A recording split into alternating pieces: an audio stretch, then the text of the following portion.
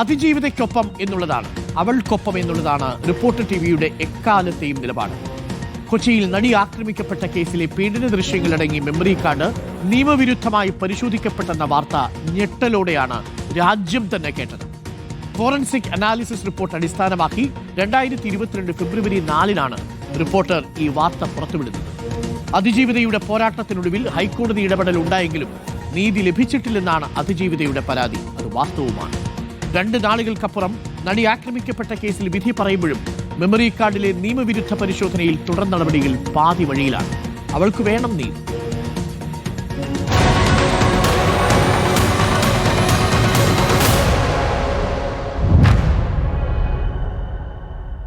അതിജീവിതയെ ക്രൂരമായി പീഡിപ്പിക്കുന്ന ദൃശ്യങ്ങൾ കോടതി കസ്റ്റഡിയിലും ചിലർ ദുരുപയോഗം ചെയ്തെന്നാണ് കണ്ടെത്തൽ. നിയമങ്ങൾ കാറ്റിൽ പറത്തി ചില ന്യായാധിപന്മാർ പോലും മെമ്മറി കാർഡുകൾ പരിശോധിച്ചെന്നാണ് വസ്തുതാ പരിശോധനാ റിപ്പോർട്ടിൽ ചൂണ്ടിക്കാട്ടുന്നത്.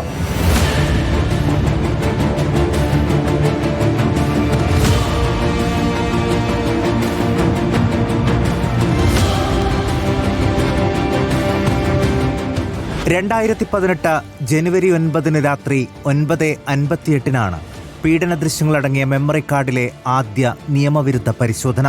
അന്ന് അങ്കമാലി മജിസ്ട്രേറ്റ് ലീന റഷീദിന്റെ കസ്റ്റഡിയിലായിരുന്നു മെമ്മറി കാർഡ്. 2018 ഡിസംബർ 13 ജില്ലാ കോടതി കസ്റ്റഡിയിലിരിക്കുമ്പോഴും ഈ മെമ്മറി കാർഡ് പരിശോധിക്കപ്പെട്ടു. രാത്രി വൈകി 10:58 മൊബൈൽ ഫോണിലാണ് ഈ കാർഡ് പരിശോധിക്കപ്പെട്ടത്. തിരുവനന്തപുരം ഫോറൻസിക് സയൻസ് ലബോറട്ടറിയിൽ നടത്തിയ പരിശോധനയിലാണ് ഞെട്ടിക്കുന്ന കണ്ടെത്തലുകൾ. വിചാരണ കോടതിയിലും മെമ്മറി കാർഡിലെ നിയമവിരുദ്ധ പരിശോധന തുടർന്നു. 2021 ജൂലൈ 19 ഉച്ചയ്ക്ക് 12:19 മുതൽ 35 മിനിറ്റ് നേരം മെമ്മറി കാർഡ് പരിശോധിച്ചെന്നാണ് കണ്ടെത്തൽ. ശിരസ്ദാർ താജുദ്ദീന്റെ വിവോ ഫോണിലായിരുന്നു അതിജീവിതയുടെ സ്വകാര്യത ലംഘിച്ചുള്ള പരിശോധന.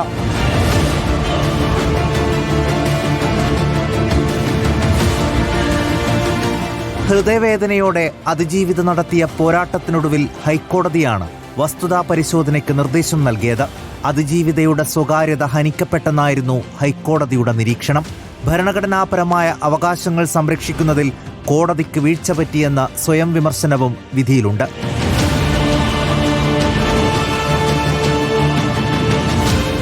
രണ്ട് മണിക്കൂർ നീണ്ട ക്രൂരമായ ശാരീരിക പീഡനത്തിന്റെ ദൃശ്യങ്ങളാണ് മനുഷ്യത്വമില്ലാതെ ചിലർ കണ്ടു രസിച്ചത്. അതിനപ്പുറം ഈ ദൃശ്യങ്ങൾ മറ്റാർക്കെങ്കിലും പങ്കുവച്ചിട്ടുണ്ടോ എന്ന ആശങ്കയാണ് അതിജീവിതയ്ക്ക്.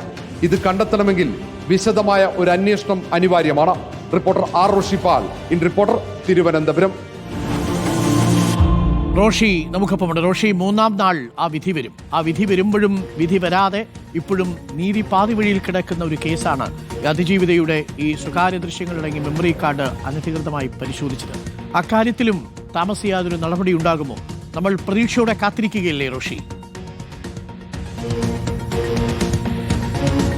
അരുൺകുമാർ, അങ്ങനെ ഒരു പ്രതീക്ഷ അതിജീവിതയ്ക്കുണ്ട്. ഈ മെമ്മറി കാർഡിലെ ദൃശ്യങ്ങൾ മറ്റാർക്കെങ്കിലും കൈമാറ്റം ചെയ്തിട്ടുണ്ടോ എന്ന ആശങ്കയാണ് അതിജീവിതയെ അലട്ടുന്നത്. കാരണം ആ ദൃശ്യങ്ങൾ ഏറ്റവും ഒടുവിൽ പരിശോധിച്ച അത് ട്രയൽ കോടതി, വിചാരണ കോടതിയിലെ ശിരസ്ദാർ, ആ ശിരസ്ദാർ ആ ദൃശ്യങ്ങൾ പരിശോധിക്കുമ്പോൾ ആ മെമ്മറി കാർഡ് ആ മൊബൈലിൽ ഇൻസേർട്ട് ചെയ്ത സമയത്ത് ആ വിവോ മൊബൈൽ ഫോണിൽ ഈ ദൃശ്യങ്ങൾ വേണമെങ്കിൽ ട്രാൻസ്ഫർ ചെയ്യാൻ പറ്റുന്ന രീതിയിൽ ചില സാമൂഹ്യ മാധ്യമ അക്കൗണ്ടുകൾ, അത് ഇൻസ്റ്റാഗ്രാമും ടെലിഗ്രാമും വാട്സപ്പ് ഉൾപ്പെടെയുള്ള എല്ലാം ആക്റ്റീവ് ആയിരുന്നു.